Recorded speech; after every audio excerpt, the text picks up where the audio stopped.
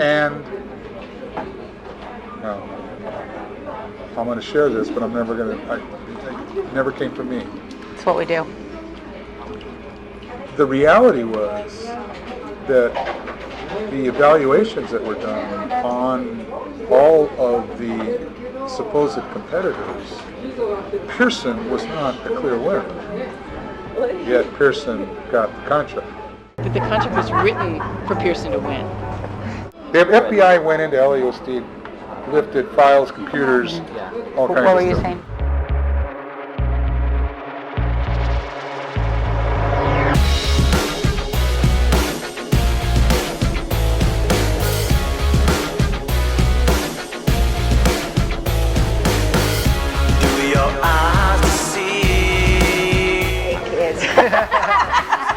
There's always money. It's never about the kids. What do you believe? What do you believe? I'm going to share this, but I'm never going to. It never came from me. Meet Gilbert Garcia. He worked for Houghton Mifflin Harcourt for more than 30 years. One of the biggest textbook publishing companies in America. The big boys are Pearson, McGraw-Hill, Houghton Mifflin Harcourt. He knows the world of textbook publishing like few others, and he knows it's more about politics and money than it is about education. I mean, we'd be naive to think that there isn't any politics. Every publisher, major publisher, has these people wandering around, talking to superintendents, talking to board members, talking to you name it. They're politicking constantly. Garcia says the stakes don't get any bigger than in Los Angeles. LA Unified is the country's second largest school district with more than 640,000 students. For example, let's take Los Angeles Unified. Los Angeles Unified that was going to implement iPads, for God's sakes. That was so ill-conceived. The $1.3 billion deal to put Apple iPads, loaded with curriculum, into the Los Angeles public school system was made in 2013. All the big publishers wanted to bid for that contract, but Garcia says the bidding was rigged, and Pearson, the country's largest textbook publisher, got the contract. I'm going to share this, but I'm never going to. It never came from me. It's what we do. The reality was that the evaluations that were done on all of the supposed competitors, Pearson was not a clear winner. Yet Pearson got the contract. So that's as simply as I can put it. So the problem there is multifaceted. You have conflict of interest. You have an evaluation that led to the selection of a company that wasn't even clearly the number one company.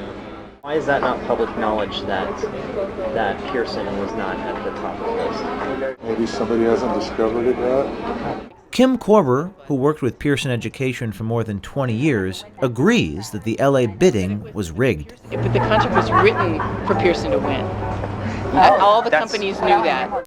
Everybody knew that it was written for Pearson. That's not exactly legitimate. No, it's not. But they wrote the contract under the premise that Pearson would win it. Kind of, yeah. I think. Win it. Yeah. There was basically no bid. I thought their computers were pretty good, but everybody kind of knew all the scuttlebutt was, because I've talked to lots of people since then, and they all knew that that was written for Pearson to win.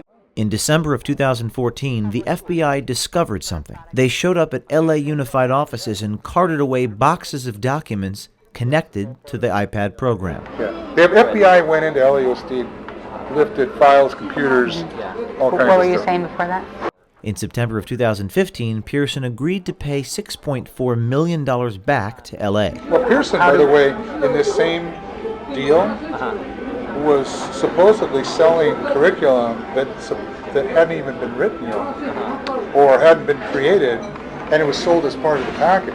Oh gosh. But it was never delivered. I mean, So that's theft. I mean, fraud at least. Crazy things happen in these major adoptions. I mean, we're talking about this iPad deal was going to be worth $500 million.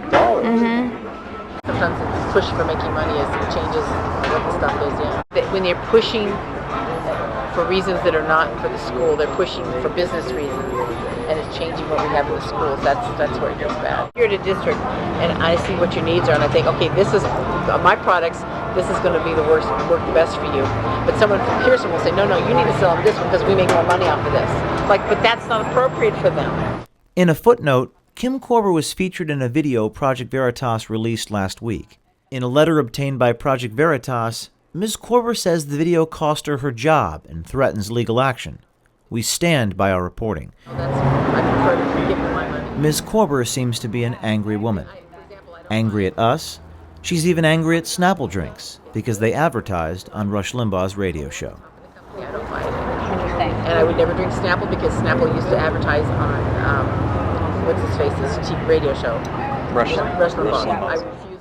In an extraordinary sequence of events, Project Veritas released 3 Common Core corruption videos, and 3 Common Core executives have been fired.